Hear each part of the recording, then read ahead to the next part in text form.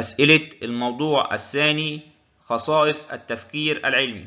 السؤال الأول: التفكير العلمي ليس تفكير في الفراغ، وإنما له أغراض يسعى إليها. يشير ذلك إلى إحدى خصائص التفكير العلمي، وهي أنه كمي، مقصود، إجرائي، موضوعي. هنا عايز إيه؟ خصائص التفكير العلمي، وبيقول لك إن التفكير العلمي ليس تفكير في الفراغ، أمال إيه؟ له أغراض يسعى إليها. يا بيقول لك إن التفكير العلمي نشاط مقصود وليس تلقائيا، يهدف للوصول إلى القوانين العامة. تبقى الإجابة: التفكير العلمي نشاط مقصود. يستخدم العلماء نظام ريختر الرقمي لمعرفة قدر الزلازل. يدل ذلك على إحدى مهارات التفكير العلمي، وهي القياس، تفسير البيانات، التصنيف، الملاحظة، والتجريب. هنا عايز إيه؟ مهارات التفكير العلمي، وبيقول لك إن العلماء بيستخدموا نظام ريختر الرقمي اللي هو إيه؟ القياس. اللي بيقول هو استعانة العالم بأدوات وأجهزة معينة هتساعد في عملية التجريب لتشخيص الظاهرة. عند دراسة أثر البطالة على انتشار الجريمة، فتكون البطالة هي المتغير المستقل الدخيل التابع العارض. هنا عايز يعرف درجة تأثير البطالة على انتشار الجريمة. البطالة هنا هتكون إيه؟ متغير مستقل.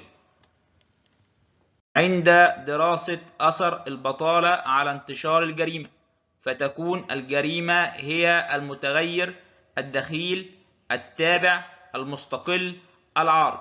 هنا عايز يعرف إيه؟ درجة تأثر الجريمة بالبطالة، يبقى ده إيه؟ متغير تابع. قام العلماء بتقسيم الموارد البيئية إلى موارد متجددة وموارد غير متجددة. يمثل ذلك إحدى مهارات التفكير العلمي، وهي التصنيف، القياس، تحديد المتغيرات، الملاحظة، والتجريب. هنا عايز إيه؟ مهارات التفكير العلمي، وبيقول لك إن العلماء قاموا بتقسيم الموارد البيئية إلى موارد متجددة وموارد غير متجددة، اللي هي مهارة إيه؟ التصنيف، اللي بتقول وضع البيانات أو المعلومات في مجموعات بناء على إيه؟ على الخصائص المشتركة بينهم. رفض محامي الدفاع عن إحدى أقاربه لمعرفته بأنه مخطئ.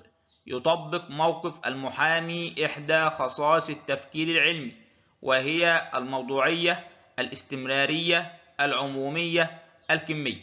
هنا عايز إيه؟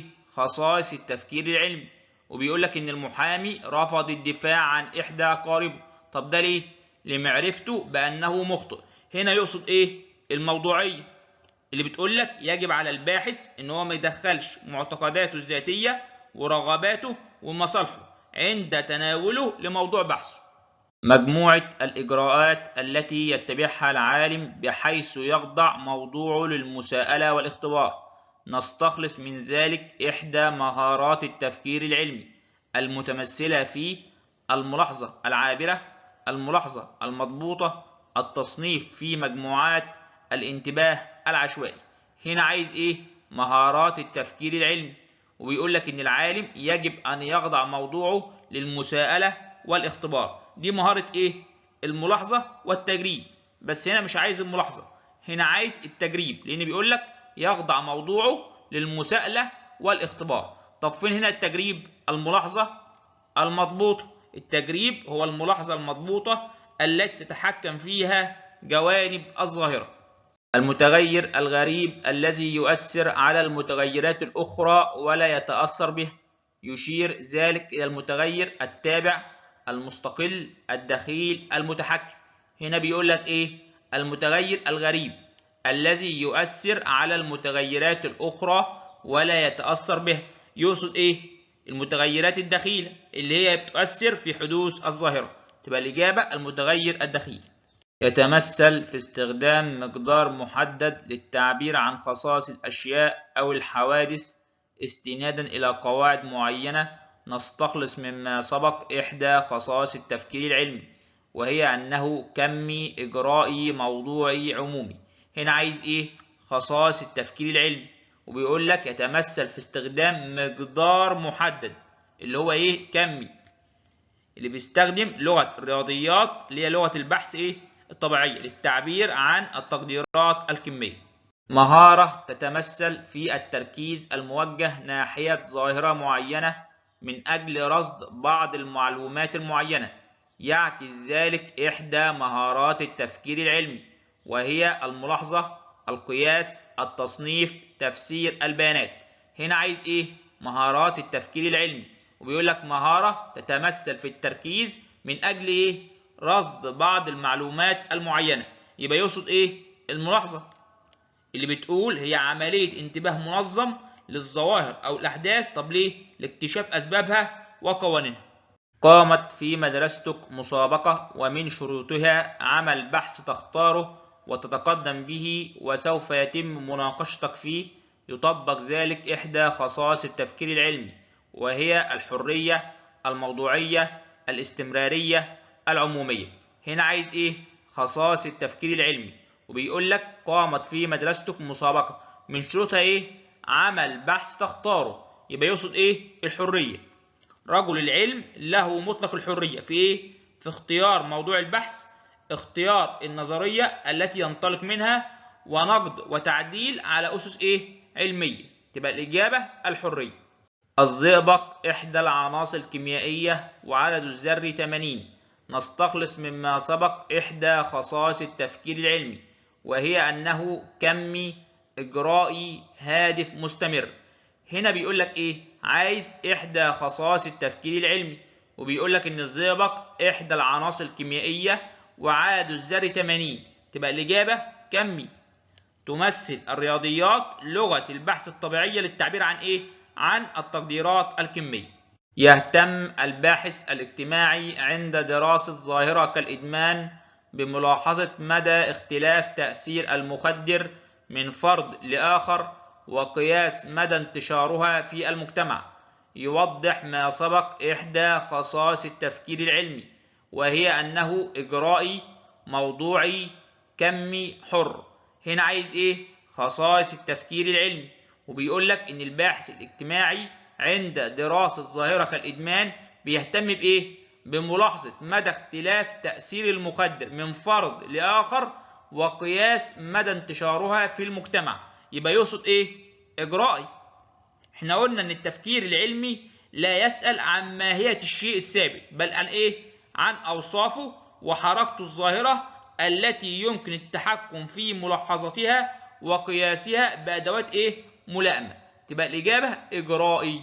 عملية تحدث عندما يستخلص الفرد إطار فكري ينطبق على عدد كبير من الحالات أو كل الحالات التي ترتبط بينها علاقة قوية. يصف ما سبق إحدى خصائص التفكير العلمي المتمثل في استخدام عمليات التعميم، الحيادية وعدم تدخل الرغبات الشخصية في البحث، باستمرار وجود الإنسان، الحرية في اختيار موضوع البحث.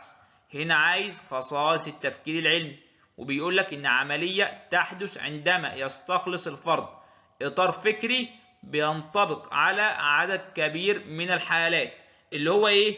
العمومية. استخدام عمليات التعميم، اللي بيهتم رجل العلم بإيه؟ بإدراك العلاقات بين الشواهد الحسية والتصنيف والتعميم والتجريد. طب ليه؟ لكي يصل إلى القانون العلمي، زي المثال اللي احنا قلناه بتاع نيوتن اللي استشهد سقوط التفاحة من أعلى الشجرة، وطبق دوت على العديد من المشاهدات الأخرى علشان يوصل لقانون الجاذبية. المتغير الذي يؤدي التغير في قيمته إلى إحداث تغير في قيم متغير آخر هو المتغير التابع، المستقل، الدخيل، العارض. هنا يقصد إيه؟ المتغير المستقل. لو أنا غيرت في قيمة المتغير المستقل إيه اللي هيتأثر؟ المتغير التابع. تبقى الإجابة المتغير المستقل. المشاهدة والمراقبة الدقيقة لسلوك ما أو ظاهرة معينة في ظل ظروف وعوامل بيئية معينة بغرض الحصول على معلومات دقيقة لتشخيص هذا السلوك. تجسد العبارة إحدى مهارات التفكير العلمي، وهي القياس، الملاحظة والتجريب، تفسير البيانات، التصنيف. هنا عايز ايه؟ مهارات التفكير العلمي، وبيقول لك المشاهدة والمراقبة الدقيقة لسلوك ما. يقصد هنا ايه؟ مهارة الملاحظة والتجريب. لا تحدث الفيضانات دون زيادة هائلة في كميات الماء نتيجة الأمطار. أي مبدأ من مبادئ التفكير العلمي تشير العبارة: استحالة تأكيد الشيء ونقيضه، من المحال أن يحدث شيء من لا شيء، الانتقال من المعلوم للمجهول، الانتقال من المجهول للمعلوم. هنا عايز إيه؟ مبدأ من مبادئ التفكير العلمي، وبيقول لك لا تحدث الفيضانات دون إيه؟ دون زيادة هائلة في كميات الماء نتيجة إيه؟ الأمطار. يبقى يقصد إيه؟ مبدأ أنه من المحال أن يحدث شيء من لا شيء، اللي هي المثال اللي احنا قلناه: مستحيل أن تمتد المعادن بدون إيه؟ بدون حرارة. العمل على جمع المعلومات وتنظيمها بشكل مرتب لتحليلها. تفسر العبارة إحدى مهارات التفكير العلمي، وهي تفسير البيانات، الملاحظة والتجريب، تحديد المتغيرات، القياس. هنا عايز إيه؟ مهارات التفكير العلمي، وبيقول لك العمل على جمع المعلومات وتنظيمها بشكل مرتب لتحليلها. يقصد ايه؟ تفسير البيانات، اللي بيقول لك ان هو بيصنف البيانات ويتم وضعها في مجموعات وجداول للتحقق من مدى ايه؟ صدق هذه البيانات. تبقى الاجابه تفسير البيانات.